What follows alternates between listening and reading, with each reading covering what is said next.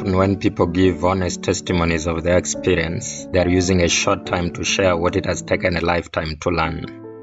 That's exactly the case in this short video. It's mostly a discussion of the lessons learned, interspersed with short narrations. Paul said concerning the Christian's experience, "And ye have forgotten the exhortation which speaketh unto you as unto children. My son, despise not thou the chastening of the Lord, nor faint when thou art rebuked of him." That is Hebrews chapter 12, verse 5. He is not suggesting that we might have forgotten, but rather states that we have forgotten. We are inclined to fret at his leading, to faint at his repeated rebukes, and to despise his chastening. And the word is despise. The Bible emphasizes that these close corrections only happen to God's elect, and because the scornful sinners go unchecked, the Christian is tempted to envy the ungodly. The Christian has chosen a path that he knows from the beginning to be narrow, but yet he still secretly craves standing room for worldliness and pride. He is himself deceived as to the real subtle passions that inspire his motives and choices. He must be undeceived if he is finally saved. It takes a keen pruning knife to inflict the faithful pain that will cut off these dangerous shoots which will stunt harmonious character development. That's what John chapter 15 verse 1 to 2 says. 2 years before my graduation, I'd formed the purpose to seek a career path that would grant me some freedom. I decided that this would be best secured in the path of self-employment. This was largely uncharted territory, especially at the time and with the people I knew. Most university graduates sought for direct employment. Having graduated with a bachelor's degree in electrical and electronics engineering, I wondered where to start, especially with my training, and also given the gap between our knowledge-based system of education and the practical needs of the world. I had also quite some dilemma on where to obtain starting capital. I took long hours reflecting on this path and writing down a plan. In every case, I felt I needed to be employed to start me off. While still seeking out for a job, I registered a company to be privately involved in engineering work, but it was not long after that I reconsidered the plan because of the unlawful practices that I discovered go into winning a tender in my country. I felt I could not be in this path and be happy, much less retain God's approval. The company even got pre-qualified for tenders in my home county, but I didn't pursue the matter further. To live daily with the frowns of a violated conscience was a price I considered too high to pay. While a good number of my classmates landed on prestigious jobs soon after campus, it took me 6 long years before landing on a government job, and even then it was not what you may term as a prestigious engineering job. I use the word prestigious because this is the sense in which success in these matters is usually understood. During this period, I tried my hand at various trades, but nothing really seemed to work. In some spaces, I discovered I simply couldn't thrive because the machinations that ensured success were incompatible with Christian values. I got some brief contracts in banks, and in one of them I was clearly advised by the human resource manager that in the long term, my values cannot allow me to work in the corporate world. He recommended a government job. At some point, the contrast between the glamorous lives of former classmates with my rather mean circumstances occurred to my mind and in my prayers. I sometimes asked myself, how come these people who don't even seem to pray succeed more and sooner, while Christians are abandoned to trial? You can imagine the earnestness that some of these reflections inspire in prayer. But the truth is that though such prayers may be honest and earnest, they're an expression of a deep spiritual immaturity and worldly mindedness. I needed several years to understand this, but perhaps you'll just need my experience to get it. Follow along. What, for example, in your eyes defines success? Are you sure it's not money or power? If your position and all you possessed were torn off from you right now, would you still retain that poise of soul by which respect is commanded and moral authority earned? Jesus taught us that what a man is has more power than what he has. He lacked the tripod stand upon which many seek to prop up their souls in artificial dignity. What I would call the 3 P's of man-made dignity.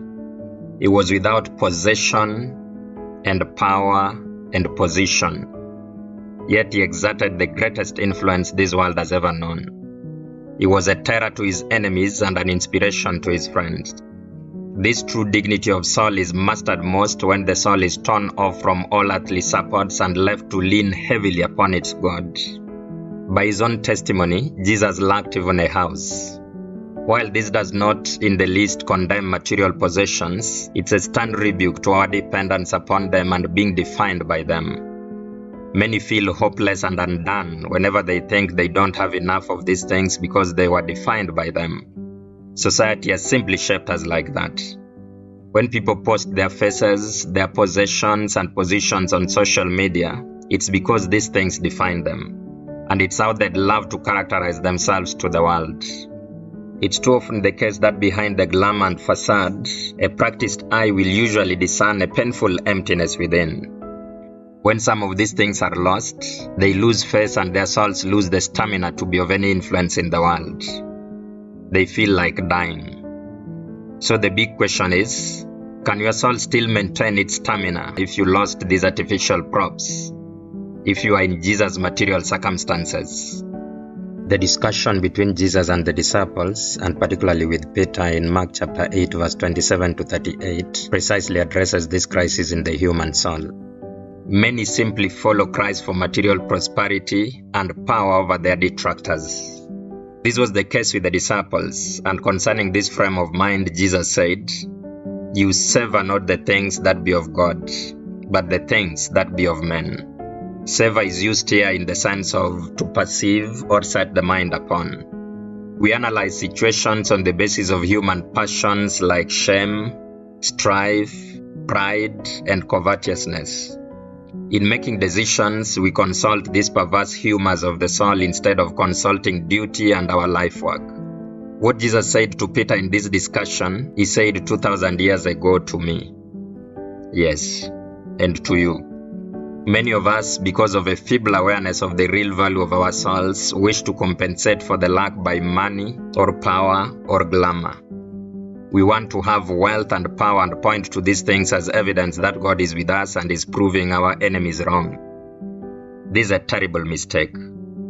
We savor not the things of God, but the things of men. The Bible says concerning God's leading, "For he shall give his angels charge over thee, to keep thee," listen to this, "in all thy ways." That is Psalms chapter 91 verse 11. Proverbs chapter 20 verse 24 sheds more light on the real meaning of all your ways. It says, "Man's goings are of the Lord. How can a man then understand his own way?" Your ways then are those detailed circumstances by which your life work is to be defined. No man can foresee them nor decide what they must be. The Bible teaches that they are God's intellectual property, and he gives charge to his angels concerning the Christian to keep them in all their ways. Your way is the path for which God uniquely designed and adapted you, and you are irreplaceable. Often we choose another person's way as our own way. We want to be another man's shadow, even in temporal matters. My classmate is doing so well in a second-hand clothes business. I need to try it out. Then you launch out full steam upon this way, consulting nothing but impulse and the spirit of comparison and competition. When you make a terrible financial shipwreck, you remember God to blame him, having forgotten him at the start of this journey. Might it not be better if all who profess Christianity asked God for their life work with a spirit of complete surrender? Does God have to hedge us in by terrible things in righteousness from the dangerous paths of our own choosing? For me, the choice of a career path was mostly something incidental upon passion and ability, not something in which I thought God particularly had something to do. God had to lead with a faithful but firm hand. I did interviews in places in which I really thought I not only deserved the job, but also seriously needed it. The lack of a formal job was already costing me a lot, and how much it did, only God knows. But God continued to say no. For 6 years. What's interesting is that when I eventually got an opportunity, there were so many related chances. I had to turn a number down. Fast forward, I presently stand in the position where I find it possible to serve the government and practice engineering. My circumstances allow me to serve God as my first duty. From time to time, I know that my circumstances will change, but I've come to the place where I've handed back my life to God. I don't feel the inclination to compete with Him in the management of it. And I'd say with the wise man, man's goings are of the Lord. How can a man then understand his own way? That is Proverbs chapter 20, verse 24. The big lesson I've learned my entire life is that God is firm in His interest upon our eternal salvation. Often, it is even a blessing to be in one so as to remain dependent upon God. There is a dangerous sense of self-sufficiency that normally comes with having all you think you may need. Or let me put it like this, both abundance and want are forms of blessings. But while want tends to draw the soul closer to God in humble dependence, abundance tends to draw away from God in self-sufficiency. It is easier to carry around an empty cup than a full cup. And He said unto me, My grace is sufficient for thee, for my strength is made perfect in weakness. Most gladly, therefore, will I rather glory in my infirmities, that the power of Christ may rest upon me. That is 2 Corinthians 12, verse 9. Lord, my heart is not haughty, nor mine eyes lofty. Neither do I exercise myself in great matters, or in things too high for me. Surely I have behaved and quieted myself, as a child that is weaned of his mother. My soul is even as a weaned child. Psalms 131, verse 1. Because I don't always have all I need, I'm usually keenly sensible to my need of God. I have depended on Him in basically everything, little or great. Some of these may be featured in later video updates. My very family, the parcel of land upon which our young country home sits, the pickup truck that has proven a real convenience and support to my family, all are direct answers to prayer. I pray because I need prayer. My life depends on it. And as my day, so has my strength been. The principle is, when you have enough, self-confidence whispers, I can afford it. I can do it. And there is danger that will not seek God's leading. That's why God did not give all the manna that the Israelites needed in the wilderness, but He gave every day according to its need. This was to sustain day by day a relationship with God. Give us this day our daily bread. The only safe way to be both materially rich and spiritual is to not set the heart upon wealth, but use it as a privilege to be a greater blessing to humanity.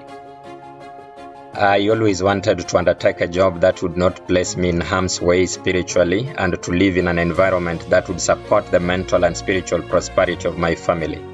This, I believe, I've received at God's hand. To complain would be sinful ingratitude. Thanks for being part of us.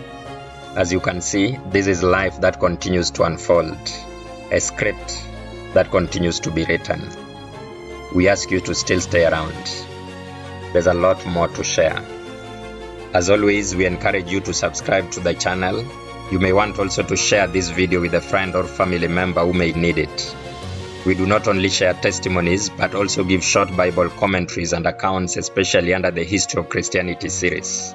We also welcome you to our live sessions. You will find the scheduled ones under the posts in this channel. Mungu akubariki. May the Lord bless you. Amen.